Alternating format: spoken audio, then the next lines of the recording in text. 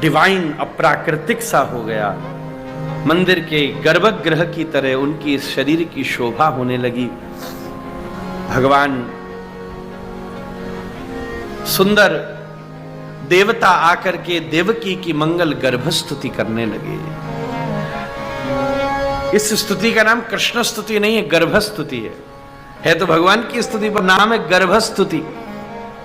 एक बार वृंदावन के एक वक्ता बोले कि एक बार गर्भ ने भगवान से प्रार्थना करी कि सब हमारी निंदा करते रहते, पुनरपि जननी जठरे शयनम।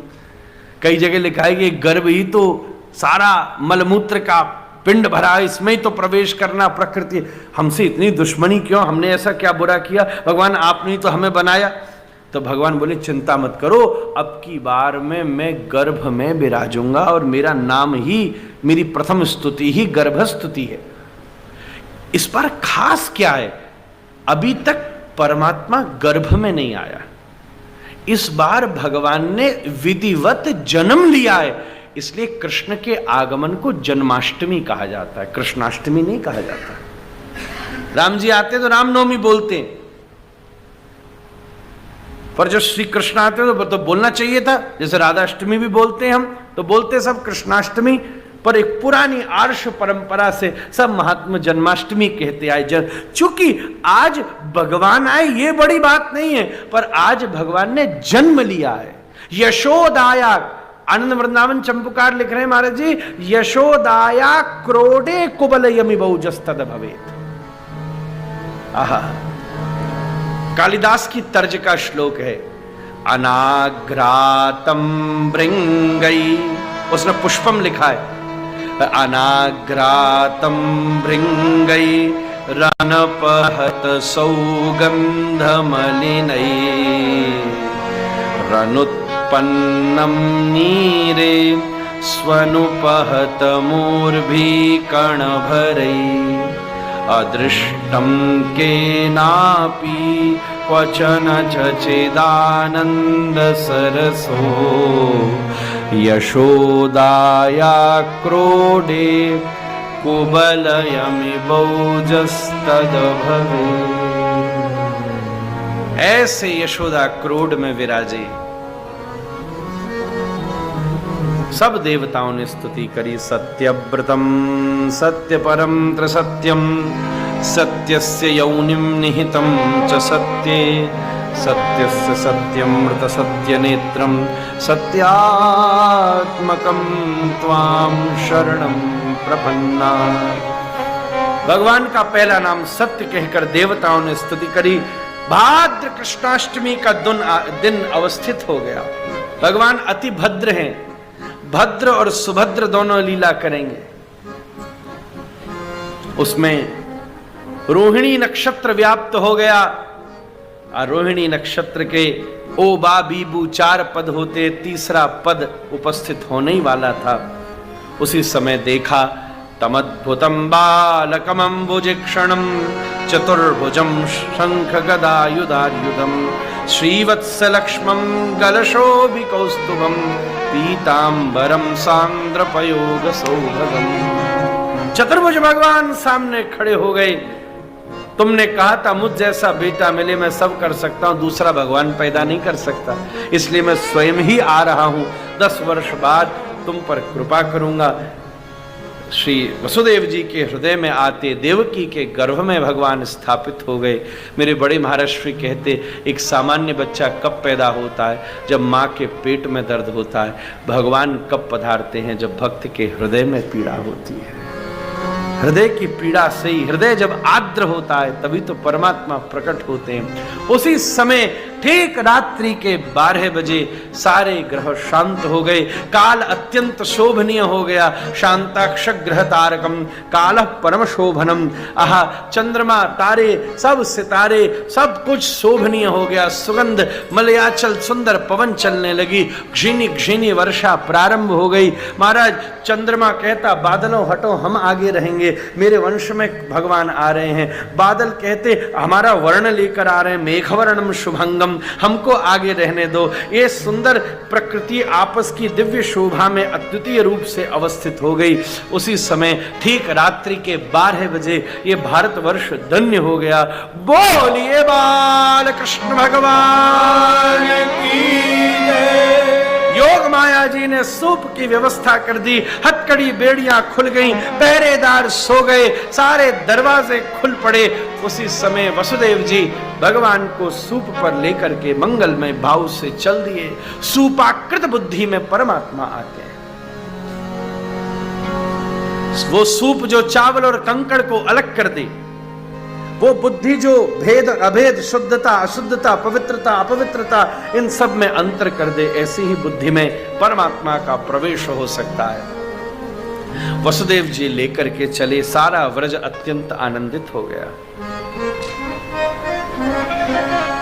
नाना रत्नमय स्थली भिरमिता मोदावृत्यद्भुतम फुल्लैबल्यमतल्लिका तरुवरै नीतं रसोल्लासिभि अत्यानन्दमदाकुलै तरुवरैरावद्यकोलाहलं कालिन्द्यारसधारया बलयितं ध्यायामि वृंदावनम्। कैसी शोभा व्रज की बन गई है। व्रज की रज और रज के ऊपर ओस बिंदु और उसके ऊपर चंद्रमा की आभा। तो रजकर्णिका चमक नहीं थी, ऐसा लगता था प्रकृति ने परमेश्वर के स्वागत के लिए कोई हीरों का ही फर्श बिछा रखा हो। दोनों तरफ कमल और कुमुद दोनों खिल चुके हैं, दोनों खिल पड़े हैं। भौरे भी अचंभित हो रहे हैं। उन कमल कुमुद जूही केतकी बकुल मौलश्री शीर्ष चंपा पाटल के विभिन्न पुष्प जब पल्लवित होकर के चंद्रमा की अरुणिमा से दिव्य आच्छादित होकर के, आज चंद्रमा में भी अरुणिमा है क्योंकि अब प्राकृतिक स्थिति है, उसके द्वारा तभी तो अरुणिमा देखकर कमल खिला है और चंद्रमा को देखकर कुमुद खिला है। उस अरुणिमा के द्वारा आच्छादित उन पुष्पों के ऊपर जब दिव्य चंद्रमा की आभा से चमकृति व्याप्त हुई तो दोनों तरफ ऐसा प्रतीत होता था कि वैदुल्य नील विद्रुम स्फाट स्फटिक मूर्ति भी, वैदुर्य नील और विद्रुम मणि के बड़े सुंदर सुंदर चबूतरे दोनों तरफ आच्छादित कर रखे हैं। गौवंश जोर जोर से पुकारता हुआ, दौड़ता हुआ सामने से आ रहा है और भागती हुई गौ माता आकर और पीछे से आके और उचक करके सूप में झांक करके जा रही हैं। उनके थनों से बिंदु बिंदु बिंदु बिंदु दुग्ध चुचाता हुआ मानो सारी ब्रजभूमि का सिंचन कर रहा हो कि आज गोपाल पधार रहे हैं। इसका सिंचन करके उनके स्वागत की मैया सुव्यवस्था कर रही है। प्रकृति ने इस गौवंश का ही एक आवृत माल्यार्पण मानो परमात्मा को समर्पित कर दिया हो। जिस वृक्ष के नीचे से श्याम सुंदर निकल जाते हैं वही वृक्ष विकंपित होता हुआ अपने पुष्प और पल्लवों को उस सूप के ऊपर आवृत कर देता है। ऐसा लगता है वसुदेव जी कमल की नाल हो गए हों। श्री श्याम सुंदर के हाथ, केश, चरण कमल की सुंदर दिव्य मृणाल दिव्य सुंदर उसके पल्लव हो गए हों और श्री श्याम सुंदर का हृदय ही उस दिव्य कमल की मध्य कर्णिका हो गया हो। सारे भौरे चौंकरे कमलम अनंबसी साच सुभगा कनक कमल लतिकायाम। आहा, ये पहली बार है कि कमल किसी भंवरे के पास जा रहा है। ऐसा तो आज से पहले कभी नहीं हुआ। मंद्र मंद्र गति से चले, यमुना जी में उतरे तो यमुना जी की धारा तरंगे लेने लगी मानो यमुना जी ने अपनी सारी सहेलियों को बुला लिया हो। हे व्यास, हे नर्मदा, हे चिनार, झेलम, रावी, तृष्णा, अलकनंदा, मंदाकिनी, हे गंगा आगम्यताम आगम्यताम आगम्यताम। आज साक्षात योग योगेश्वर भगवान श्री कृष्ण का आगमन हो रहा है। तुम भी इस सद सौभाग्य का दर्शन करके अपने जीवन को धन्य धन्य कर लो। जैसे ही जल ऊपर चढ़ने लगा तो श्याम सुंदर ने चरणों का स्पर्श करा के यमुना जी को शांत किया। किसी के भी उद्वेग को, आवेग को, आक्रोश को, किसी भी प्रकार के वेग को केवल श्री कृष्ण की शरणागति ही निवृत्त कर सकती है। श्री यमुना जी ने चरण प्रक्षालन पूर्वक भगवान का व्रज में विधिवत वैदिक स्वागत किया। यह नदी को पार करके दूसरी तरफ मंद्र मंद्र गति से जा पहुंचे। एक जोड़ा पहले से ही पैदा हुआ था, कन्या को उठा लिया और सूप अवस्थित बालक पर्यंक अवस्थित बालक में लय हो गया, क्योंकि दो है ना, वसुदेव इक्षतः नंदस्त्वात्मज उत्पन्ने, ये दोनों आपस में सम्मिलित होकर तद्वत रूप में आकर अवस्थित हो गए। अकेले श्याम सुंदर पलने में पास में पर्यंक पर जशोदा के सामीप्यता में विराजमान है। अभी कोई जगह नहीं है, अभी सवेरा हुआ नहीं है, तो गवाक्ष के ऊपर बड़े बड़े सप्तर्षि, बड़े बड़े ब्रह्मर्षि, साक्षात स्वयं देवता भी आकर झांक झांक करके परमात्मा की उस परम शोभनीय दशा का आस्वादन कर रहे हैं। ठीक गवाक्ष के पास एक दिव्य सुंदर पुष्प लगा हुआ है, क्योंकि जब कहीं जड़ में भी चेतन आ जाए तो उसमें चेतनता आ जाती है, परंतु अगर चैतन्य आ जाए तो संपूर्ण प्रकृति चैतन्य भिन्न हो जाती है। तो वो पुष्प भी पल्लवित होकर विकंपित होने लगा।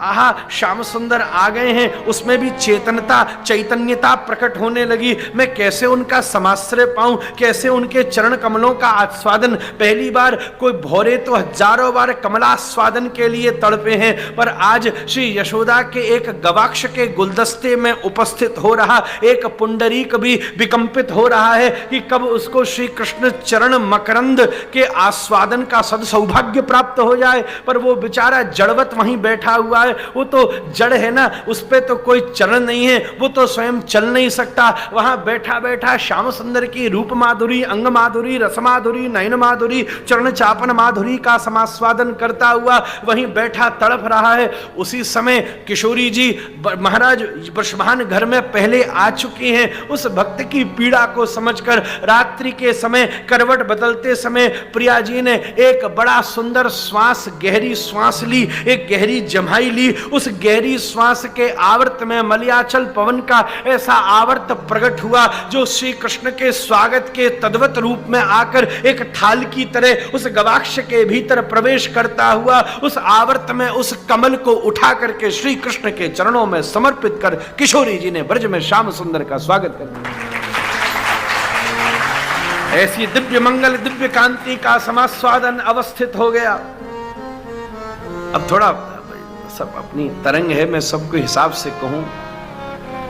उसी समय महाराज प्रभात के सूर्योदय ने प्रकट होकर के अपनी आरुषि का स्पर्श श्याम सुंदर के नीलेंदीवर नीलमणि बपू के ऊपर अवस्थित किया, और जैसे ही प्रथम किरण श्याम के नीलमणि बपू के ऊपर पड़ी तो आच्छादित होकर सारे भवन को चमत्कृत कर देती है। रोहिणी मैया के आनंद की सीमा नहीं रही, एकदम आंखें खोली तो किलकारियों की आवाज आई। यशोदा मूर्छा में थी, थोड़ी सी बैठी उठ के तो छोटे छोटे तलुओं का दर्शन हुआ, और थोड़ी सी उचकी तो घुटनों का दर्शन हुआ, और थोड़ी सी उचकी तो नाभि के अग्रभाग और नासाप की शुकपोल नासिकम की मधुर माधुरी का मंगलमय दर्शन हुआ। थोड़ी सी और उठी तो दिव्य चुबुक और दिव्य नयन पटलों के कोने, जिस प्रकार से महाराज हिमालय के गोमुख के कोने में से कोई दिव्य मधुर गंगा की धारा कलकोल कल्लोलवंतनी प्रवाहित होती है, तद्वत रूप से ही श्याम सुंदर की श्याम आभा के आंखों के कोने के भाग से बह रहे लावण्य सौंदर्य की गंगा धारा का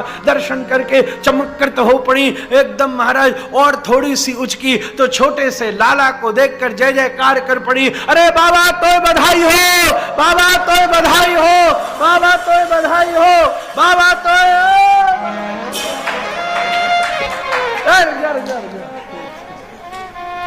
अरे अभी मैं कहूं अभी जन्म भयो ने पूतना खाते आई जा रही है। अरे भी रुक जा, अभी छठे दिन आना भाई। ऐसी मंगल तरंग जगी है, नंद बाबा चमत्कृत हो गए। गोष्ठ में खबर भिजवाई गई, हे बाबा बाबा तेरे लाला हुआ है, नंदस्त्वात्मज उत्पन्ने जाता अल्लादो महामना आहूय विप्रान वेद ज्ञान स्नात सुचिरलंकृत। माता 4 दिन बाद तो मशीन गरम, भैया ऐसे कैसे छोड़ दूंगा हमारे। और नंद बाबा झूम पड़े, दासी के अपने कंठ में पड़े हुए दिव्य अनंत मणियों से आच्छादित उस दिव्य हार को उतार करके उसे प्रदान किया। उस दिव्य गर्भगृह यशोदा जहां श्याम सुंदर प्रकट हो जाए वो निज ग्रह अब गर्भगृह हो गया। परिचारिकाएं जागृत हो पड़ी, सब एकदम अवस्थित हैं। यशोदा मैया अभी धीरे धीरे अपनी तंद्रा से निवृत्त हो रही हैं। चारों तरफ परिचारिकाओं ने श्याम सुंदर की श्याम आभा को देखकर आनंदित होकर के एक दूसरे का हाथ पकड़ करके आवृत रूप में गोल गोल घूम के उत्सव नृत्य गान शुरू कर दिया। जय हो जय हो, अरे क्या सुंदर लाला है। सबने पूरे कक्ष को घेर लिया। नंद बाबा उत्साह से आए हैं, कक्ष के द्वार पर खड़े हैं। भीतर कैसे जावें, बड़ी बड़ी माताएं महिलाएं खड़ी हैं, सबकी अपनी संकोच मर्यादा है, तो बाहर खड़े होकर के प्रतीक्षा कर रहे हैं कहीं से लाला का दर्शन हो जाए, कहीं से लाला का दर्शन हो जाए। परिचारिकाएं एक दूसरे का हाथ पकड़ करके कटि प्रदोष के संग संग ढूंढती हुई उस दिव्य पर्यंक की परिक्रमा लगा रही हैं। उसी समय नृत्य के उत्साह में सखियों ने अपने हाथ को ऊपर किया और कटि प्रदोष को नृत्य पूर्वक जैसे ही एक दूसरे से दूर किया तो बीच में एक ऐसी संद बन गई, जिस संद में एक तरफ श्री नंद बाबा खड़े थे और दूसरी तरफ श्याम सुंदर की श्याम आभा का मुखारविंद चमत्कृत हो रहा था। नंद बाबा उछल पड़े, जय हो जय हो जय हो, वाह नारायण आपकी ऐसी कृपा है। एकदम कूद पड़े और सबको हटा करके भीतर जाकर के अपने लाला को गोदी में उठा के हृदय से लगा लिया। यशोदा मैया की आंखें उसी समय खुली और देख करके बेचारा आहा हा हा, लाला को देख के आंखें उन पे अटक पड़ी।